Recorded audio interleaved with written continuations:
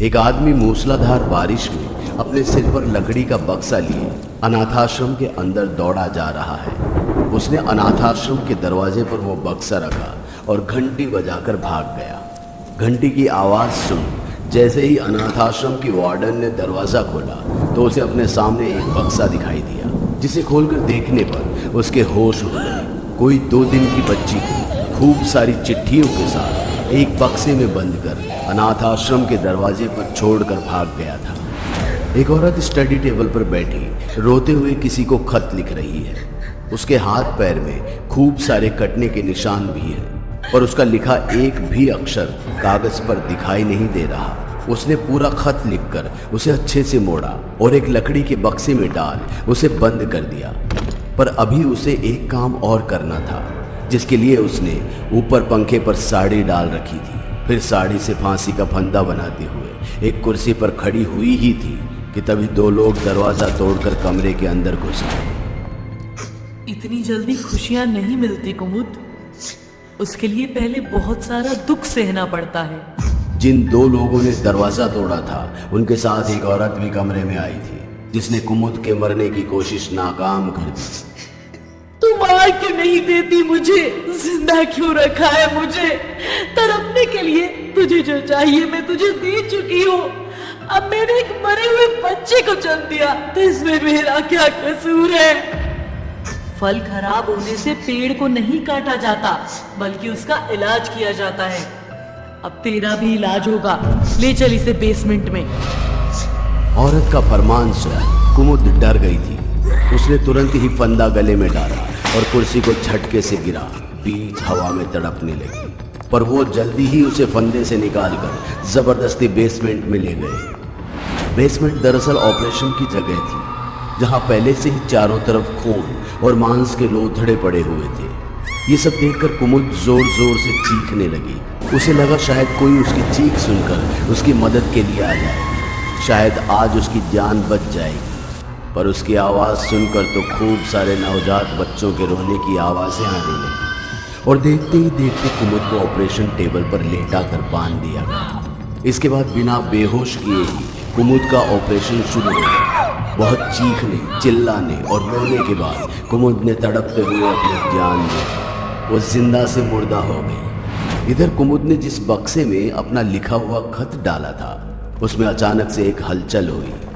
तभी एक आदमी चुपके से कमरे में आया और वो बक्सा उठाकर घर से दूर जंगल की ओर चल दिया। 27 साल बाद राजीव और सुहानी शादी के 3 साल बाद अपना दूसरा हनीमून मनाने देहरादून आए हैं। मगर शहर के शोर शराबे से दूर उन्होंने एक ऐसा बंगला चुना जहां महीनों तक किसी का आना जाना नहीं होता।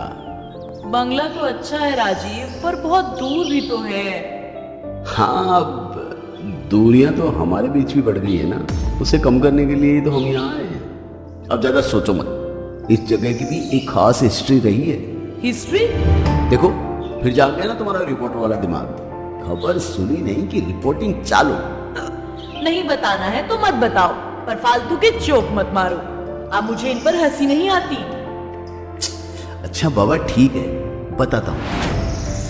कहते हैं बंगला एक समय में मैटरनिटी अस्पताल हुआ करता था, जहां उन औरतों की डिलीवरी करवाई जाती थी जिनकी शादी नहीं हुई हो या फिर पति ने घर से निकाल दिया हो, और फिर कोई हादसा हुआ और सब कुछ बंद है। लेकिन 7 साल पहले किसी ने इस प्रॉपर्टी पर अपना क्लेम डाला और केस जीतकर वापस रहने लगा।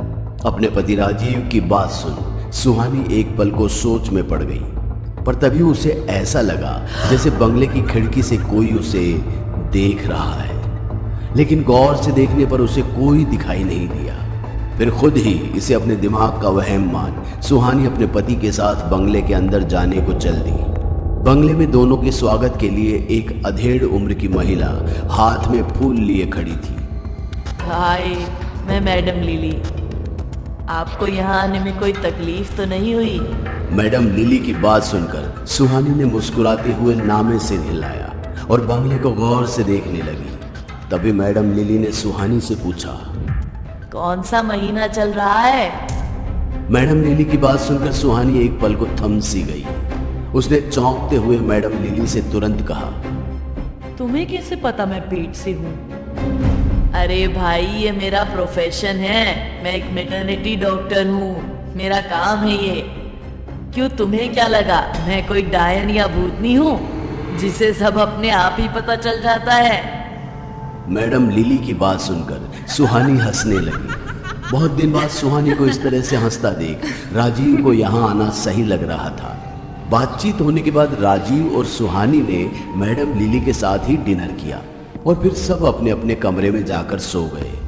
राजीव और सुहानी दिन भर की भाग दौड़ से थक गए थे, इसलिए बिस्तर पर गिरते ही दोनों गहरी नींद में सो गए। रात अभी अपने उफान पर थी, तभी सुहानी को ऐसे लगा जैसे कोई उसके पैर में गुदगुदी कर रहा है। राजीव, सोने दो ना, ये सब कल करते हैं, थक गई हूँ मैं बहुत। सुहानी ने नींद में बड़बड़ाते हुए जैसे ही करवट ली तो उसका हाथ बगल में सोए हुए राजीव पर गया, जिसे महसूस कर सुहानी की नींद एक पल में उड़ गई। राजीव अगर बगल में सोया हुआ है तो मेरे पास कौन था?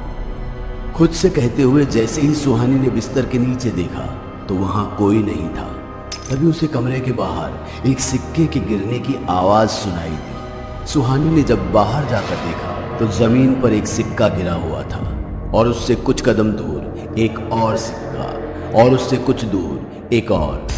सुहानी बारी बारी से एक एक सिक्का उठाते हुए एक दरवाजे तक आ पहुंची। उसने जब दरवाजा खोलकर अंदर देखा तो कमरे में घुप अंधेरा था और इसी कमरे के आखिर में उसे एक बक्सा भी दिखा जिसमें अपने आप ही कुछ हलचल हो रही थी।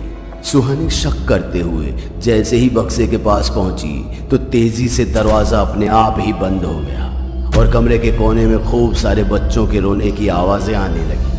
इतने सारे बच्चों की आवाज सुनकर डर के मारे सुहानी का हलक सूखने को हो गया। उसने तुरंत ही अपने फोन की फ्लैशलाइट जला।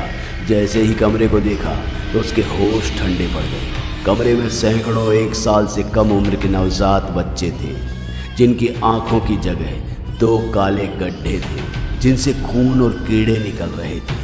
सबके सब बच्चे देखते ही देखते सुहानी की ओर बढ़ने लगे और उसे नीचे गिरा उसके जिस्म से मांस नोच कर खाने लगे। सुहानी अपने ही खून में लथपथ दर्द से तड़प रही थी। एक एक सांस के लिए चिल्ला चिल्ला कर भीख मांग रही थी, पर उसकी मदद के लिए कोई नहीं आया। लेकिन जैसे ही उसे ये एहसास हुआ कि उसके अंदर भी एक नन्ही सी जान पल रही है, सुहानी ने अपनी हिम्मत समेटी और बच्चों को कुचलते हुए वो उसी बक्से के पास आ गई जो उसने कमरे में आने से पहले देखा था। उस बक्से में अभी भी हलचल हो रही थी, पर अजीब बात ये थी कि सैकड़ों नवजात बच्चे जो इस वक्त सुहानी के खून के प्यासे थे, उनमें से एक भी बच्चा उस बक्से के पास नहीं आ रहा था। सुहानी तुरंत ही समझ गई कि ये बक्सा ही उसे मरने से बचा सकता है। यही सोचकर सुहानी ने जैसे ही वो बक्सा खोला तो उसमें से तेज काली रोशनी निकली, जिससे सुहानी का चेहरा झुलस गया। फिर भी उसने बक्से को बंद करने से पहले अपना हाथ अंदर डाल कुछ ढूंढने की कोशिश की, पर उस बेचारी को क्या पता था कि उसने अपना हाथ खुद ब खुद मौत के मुंह में डाल दिया। सुहानी को ऐसे लग रहा था मानो उसने किसी जानवर के दांतों के बीच अपना हाथ रख दिया हो और वो जानवर उसके हाथ की हड्डी को चूरा बना रहा हो। अपनी पूरी जान लगाकर सुहानी ने जब अपना हाथ बाहर खींचा तो उसका हाथ लहूलुहान हो चुका था, लेकिन उसने पूरी ताकत से कुछ पकड़ा हुआ था, एक चिट्ठी।